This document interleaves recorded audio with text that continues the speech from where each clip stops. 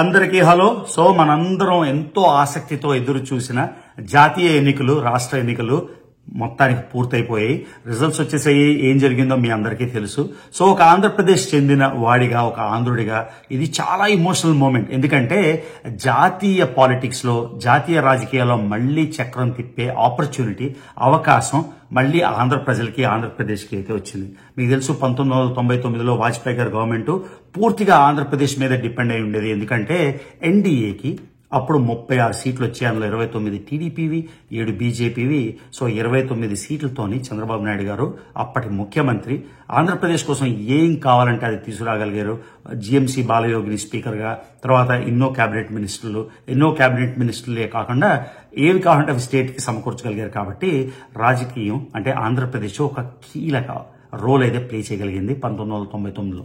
అలానే 2004లో UPA government వచ్చినప్పుడు కేవలం కాంగ్రెస్ కి 145 సీట్లలో 30+ సీట్లు ఆంధ్రప్రదేశ్ నుంచి కాంగ్రెస్ పార్టీకి ఉండేవి. సో అక్కడ కూడా ఆంధ్రప్రదేశ్ ఒక కీలక రోల్, ఒక వెరీ వైటల్ రోల్ అయితే ప్లే చేయగలిగింది. మళ్ళీ 2009లో మళ్ళీ కాంగ్రెస్ గవర్నమెంట్ రిపీట్ అయినప్పుడు కూడా కాంగ్రెస్ కి 206 సీట్లే వచ్చాయి అప్పుడు యూపీఏ గవర్నమెంట్ లో. అప్పుడు కూడా 34, 38 నాకు సరిగ్గా గుర్తులేవు. అప్పుడు మొత్తానికి కాంగ్రెస్ పార్టీ మళ్ళీ వెరీ ఇంపార్టెంట్ రోల్ అయితే ప్లే చేయగలిగింది. కానీ 2014లో బీజేపీకి సంపూర్ణ మెజారిటీ ఉండడం వల్ల, తర్వాత 2019లో కూడా బీజేపీకి సంపూర్ణ మెజారిటీ ఉండడం వల్ల ఆంధ్రప్రదేశ్కి ఇంపార్టెంట్ నెంబర్స్ ఉన్నా కూడా మనం ఒక కీలక రోల్ అయితే ప్లే చేయలేకపోయాం. ఎందుకంటే మొన్న 2019లో జగనన్నకి 22 సీట్లు అంటే ఒక పెద్ద మొత్తం. కానీ బీజేపీకి సంపూర్ణ మెజారిటీ ఉండడం వల్ల ఆ 22 ఎంపీలు పెద్దగా నెంబర్స్ పరంగా ఉపయోగం లేకుండా పోయింది. కానీ మళ్ళీ 2024లో బీజేపీ మూడవసారి నరేంద్ర మోడీ గారు, మీకు తెలుసు 140 కోట్ల దేశాన్ని పాలించడం ఎంత కష్టమో. స్టేట్లోనే 5 ఏళ్లకి ఒకసారి గవర్నమెంట్లు మారిపోతున్న తరుణంలో 10 ఏళ్లు సక్సెస్ఫుల్ గా కంప్లీట్ చేసి మూడో టర్మ్లో కూడా బీజేపీకి వాళ్ళు ఆశించినట్టు 300, 400 రాకపోయినా 240 సీట్లు సింగిల్ పార్టీగా వచ్చాయి. అది చిన్న విషయం కాదు. నేను ఒక కాంగ్రెస్ స్పోక్స్ పర్సన్ నిన్న టీవీలో మాట్లాడుతుంటే ఆ 240 వచ్చాయి, మోడీ ఓడిపోయారంటే నాకు చాలా నవ్వు వచ్చింది. మొత్తం వాళ్ళ పార్టీలన్నీ కలిసి, అంటే ఇండియా అలయన్స్, అందులోని ఆర్జేడీ ఉంది, మమతా బెనర్జీ టీఎంసీ ఉంది, డిఎంకే ఉంది, కాంగ్రెస్ ఉంది, సమాజ్వాదీ పార్టీ ఉంది, ఇలా పెద్ద పెద్ద పార్టీలు ఎన్నో కలిపినా కూడా 230 సీట్లు వచ్చాయి. బీజేపీకి సోలోగా 240 సీట్లు వచ్చాయి. కాబట్టి కుడోస్ టు మోడీ. మూడో టర్మ్లో కూడా 240 సీట్లు తెచ్చుకోగలిగారంటే ఎక్స్పెక్టేషన్స్ చాలా భారీగా పెట్టుకున్నారు. 320 అని, 330 అని, 400 అని. ఎగ్జిట్ పోల్స్ కూడా అలానే వచ్చాయి. కానీ ప్రజలు అంటే యూపీలో బాగా దెబ్బ కొట్టడం వల్ల, రాజస్థాన్లో కూడా అనుకున్నంత మేరకు సీట్లు రాకపోవడం వల్ల 240కి లిమిట్ అయిపోయింది. కానీ ఇది ఆంధ్రప్రదేశ్కి ఒక గోల్డెన్ ఛాన్స్. ఎందుకంటే ఆంధ్రప్రదేశ్లో 25 మెంబర్స్ ఆఫ్ పార్లమెంట్ ఉన్నారు. అందులో బీజేపీకి 3 వచ్చాయి. ఆ 3 తీసేసేగా బీజేపీలో కలిసిపోయాయి. కాబట్టి చంద్రబాబు నాయుడు గారికి 16 సీట్లు, పవన్ కళ్యాణ్ గారికి 2 సీట్లు అంటే 18, తర్వాత వైసీపీకి 4 సీట్లు ఉన్నాయి. సో ఇవి చాలా కీలకమైనవి. మళ్ళీ మీరు చూసుకుంటే చంద్రబాబు నాయుడు గారు పని అయిపోయింది, టీడీపీ పని అయిపోయింది అని అనుకున్నాం. పాలిటిక్స్లో ఎప్పుడు కూడా ఒక పొలిటికల్ పార్టీ ఓడిపోయింది కాబట్టి భూస్థాపితం అయిపోయింది, లేకపోతే ఒక పొలిటికల్ పార్టీకి విపరీతంగా ఓట్లు వచ్చాయి కాబట్టి వాళ్ళదే చిరకాలం రాజ్యం అనడానికి లేదని ఇప్పుడే మనకి మళ్ళీ ఇంకోసారి అర్థమైంది. So like a Phoenix TDP, like a Phoenix Chandrababu Naidu గారు మళ్ళీ పైకి వచ్చారు. ఈ ఆంధ్రప్రదేశ్ ఎలక్షన్లోని ఇది నిజంగా జాయింట్ ఎఫర్ట్. చాలా మంది ఏమంటారంటే నిజంగానే Pawan Kalyan garu man of the match, Chandrababu Naidu garu man of the series Andhra Pradesh elections కి లెక్క ప్రకారం. కానీ ఒకళ్ళి తోడు లేకుండా ఇంకోడైతే తప్పకుండా సక్సెస్ అయ్యేవారు కాదు. ఫర్ ఎగ్జాంపుల్ పవన్ కళ్యాణ్ గారు పిఠాపురంలో టీడీపీ సపోర్ట్ లేకుండా ఇంత భారీగా గెలిచే అవకాశాలు లేవు. అలానే మన ఎన్డీఏ అంటే కూటమికి వచ్చిన 164 సీట్లు పవన్ కళ్యాణ్ గారి ఇంపార్టెన్స్ కానీ, ఆయన ప్రాబల్యం కానీ, ఆయన ఒక డెసిషన్ తీసుకొని ఒక అలయన్స్ గా ఫామ్ చేయడానికి ఆయన కృషి, ఇవన్నీ సమిష్టిగా అంటే సంయుక్తంగా జరిగాయి. కాబట్టి the credit goes to the కూటమి. 164 సీట్లు అవుట్ ఆఫ్ 175 అంటే లాస్ట్ టైం జగనన్నకు వచ్చిన 151 సీట్లే నా భూతో నా భవిష్యత్ అనుకుంటే, అలాంటిది ఈసారి దానికి మించి 164 సీట్లు. అందులోని మీరు మ్యాండేట్ లెక్క చూసుకుంటే కూడా ఇంచుమించుగా 55 నుంచి 56%. ఎన్టీ రామారావు గారు అప్పుడు కూడా 54% వచ్చిందని నేను అనుకుంటాను. అంతకన్నా భారీ మెజారిటీతోని మళ్ళీ కూటమికి ఆంధ్రప్రదేశ్ ప్రజలైతే ఒక ఛాన్స్ ఇచ్చారు. ఈ ఛాన్స్ ఇవ్వడం మళ్ళీ అక్కడ దైవానుగ్రహం ఏంటంటే సెంటర్లో బీజేపీకి అబ్సల్యూట్ మెజారిటీ రాకపోవడం. సో ఆంధ్రప్రదేశ్కి మళ్ళీ చక్రం తిప్పే ఒక మంచి అవకాశం ఒక 10 ఏళ్ల తర్వాత వచ్చింది. కాబట్టి దీన్ని బాబు గారు బాగా యోగపరుచుకుంటారని తెలుసు. ఆయన టైం టెస్టెడ్ పొలిటీషియన్, ఎంతో ఎక్స్పీరియన్స్ ఉన్న పొలిటీషియన్. కాబట్టి ఆంధ్రప్రదేశ్కి చాలా చాలా చాలా మంచి రోజులు, ఒక నవ్యాంధ్రప్రదేశ్, ఒక స్వర్ణాంధ్రప్రదేశ్గా అవుతుందని ఎంతో హోప్తోని, ఎంతో ఎక్సైట్మెంట్తో ఉన్నా. సో ఒకవేళ మోదీ గారు నా ఫేవరెట్ పొలిటీషియన్, నేను కొన్ని 100 సార్లు చెప్పాను. అయినా కూడా ఒక్కవేళ కానీ చంద్రబాబు నాయుడు గారికి ప్రధానమంత్రి అయ్యే అవకాశం ఉంటే, ఎందుకంటే దేవగౌడ గారు 14 సీట్లతోనే ప్రధానమంత్రి అయ్యారు కదా, ఆయన తప్పకుండా అవకాశం తీసుకోవాలి. ఎందుకంటే రాష్ట్ర మంచి కోసం, ఆంధ్రప్రదేశ్ భవిష్యత్తు కోసం ఆ ఛాన్స్ ఏమైనా ఉంటే తీసుకోవాలి. కానీ నెంబర్స్ ప్రకారం లాజిస్టికల్గా వెళ్తే బీజేపీకి 240 సీట్లు వచ్చాయి. అది చిన్న నెంబర్ ఏం కాదు. కానీ ఆ 240 సీట్లు జీరో వాల్యూ మిగతా ఎల్ఈస్ లేకపోతే. కాబట్టి చంద్రబాబు నాయుడు గారి 16 ప్లస్ పవన్ కళ్యాణ్ గారి 2 18 అత్యంత కీలకం. ఈ 18 సీట్లతోని నిజంగా చెప్తుంటేనే ఒక ఎమోషన్, ఎక్సైట్మెంట్ వస్తుంది. ఎందుకంటే ఈ 18 సీట్లతోని చాలా కీలకం. కాబట్టి రాష్ట్రం కావాల్సిన ప్రాజెక్టులు, రాష్ట్రం కావాల్సిన డబ్బులు, రాష్ట్రం కావాల్సిన ప్యాకేజీలు, స్పెషల్ స్టేటస్ గురించి నాకు తెలియదు వస్తుందో లేదో, కానీ అన్నీ కూడా సమకూర్చుకోవచ్చు. సో ఇది ఒక ఇంపార్టెంట్ థింగ్. రెండో ఇంపార్టెంట్ థింగ్ ఏంటంటే, నాకు బరాక్ ఒబామా గారు ఇక్కడ ఫస్ట్ టైం అమెరికాలోని ఎలక్షన్కి కంటెస్ట్ చేసినప్పుడు ఆయన చెప్పారు, there is no white America, there is no black America, there is no Democratic America, there is no Republican America, there is only one United States of America అని. Same అలానే ఆంధ్రప్రదేశ్లో కూడా రెడ్డి ఆంధ్ర వేరే కాదు, కమ్మ ఆంధ్ర, కాపు ఆంధ్ర, లేకపోతే బ్యాక్వర్డ్ ఆంధ్ర, ఎస్సీ ఆంధ్ర అలాగేం లేదు. ఒకే ఒక ఆంధ్రప్రదేశ్ ఉంది, అది సంయుక్త ఆంధ్రప్రదేశ్. దానికని మీరు అందరూ ఇంపార్టెంట్ చెప్పుకోవాల్సింది అంటే, అయ్యో మా పార్టీ ఓడిపోయింది కాబట్టి మేము గవర్నమెంట్కి సహకరించాం, లేకపోతే మా పార్టీ గెలిచింది కాబట్టి మేము వేరే పార్టీ మీద దౌర్జన్యాలు చేస్తాం, ఇవన్నీ లేకుండా అందరూ కూడా సమిష్టిగా గుర్తుంచుకోవాల్సింది ఏంటంటే, ఇంత మ్యాసివ్ మ్యాండేట్ ఇచ్చినందుకు మన పార్టీ అయినా కాకపోయినా, వేరే వాళ్ళ పార్టీ అయినా కాకపోయినా అందరూ కూడా ఒకే ఒక తాటిపై ఆంధ్రప్రదేశ్ డెవలప్మెంట్ కోసం వర్క్ చేయాలి. కాబట్టి ఆల్వేస్ రిమెంబర్, నవ్యాంధ్ర, స్వర్ణాంధ్ర, యునైటెడ్ ఆంధ్ర, పార్టీలకి అతీతంగా. తర్వాత ఇంకో పాయింట్ నేను చెప్పాల్సింది అనుకుంటే, ఇప్పుడు జగన్మోహన్ రెడ్డి గారికి కేవలం 11 సీట్లు వచ్చాయి. 11 సీట్లు అంటే నాకు తెలుగులో ఓడి రావట్లేదు, దాన్ని ఇగ్నోమినియస్ డిఫీట్ అంటారు. ఇగ్నోమినియస్కి ఎవరైనా కింద పెట్టండి తెలుగులో, కరెక్ట్గా పదం రావట్లేదు అనుకుంటే కూడా అది కూడా పొరపాటే.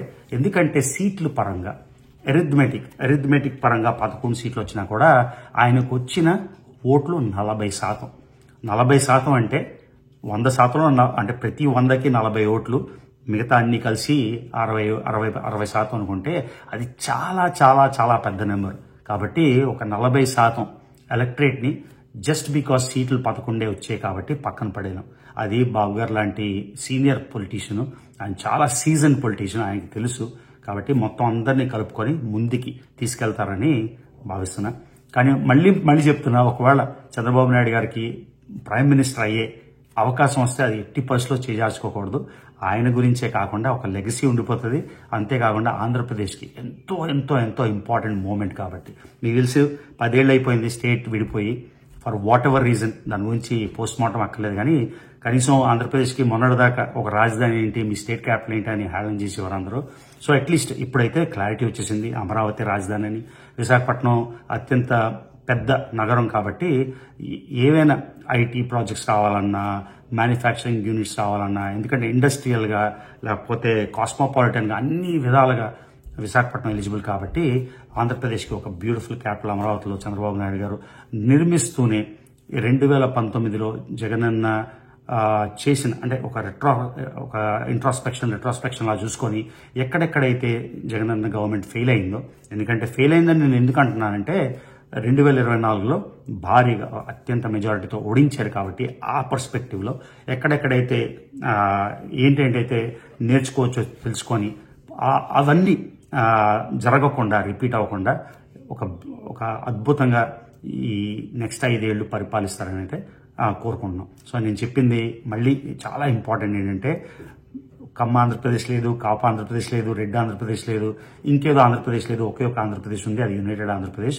సో కాస్ట్ ఈక్వేషన్స్ లేకపోతే ఇంకేమైనా ఈక్వేషన్స్ అన్ని ఎలక్షన్స్ అయిపోయాయి. కాబట్టి అందరూ కలిసి ఆంధ్రప్రదేశ్ డెవలప్మెంట్కి అందరూ సమిష్టిగా పోరాడాలని, సమిష్టిగా అందరూ కోఆపరేట్ చేయాలని ఒక ఇన్ఫ్లుయెన్సర్గా నా మనవి. సో మళ్ళీ ఇంత ఇంపార్టెంట్ నెంబర్స్ అయితే మనకి దేవుడు అనుకూలించాడు. కాబట్టి నిజంగా ఆంధ్రప్రదేశ్ ఫ్యూచర్ గురించి అయితే చాలా ఎక్సైటెడ్గా ఉంది. చాలా ఇమోషనల్ మూమెంట్ కూడా. ప్లస్ ఇంకో విషయం, నేను కూడా టీడీపీ అంటే కూటమి గవర్నమెంట్ పక్కగా వస్తుందని ఎస్టిమేట్ చేశాను.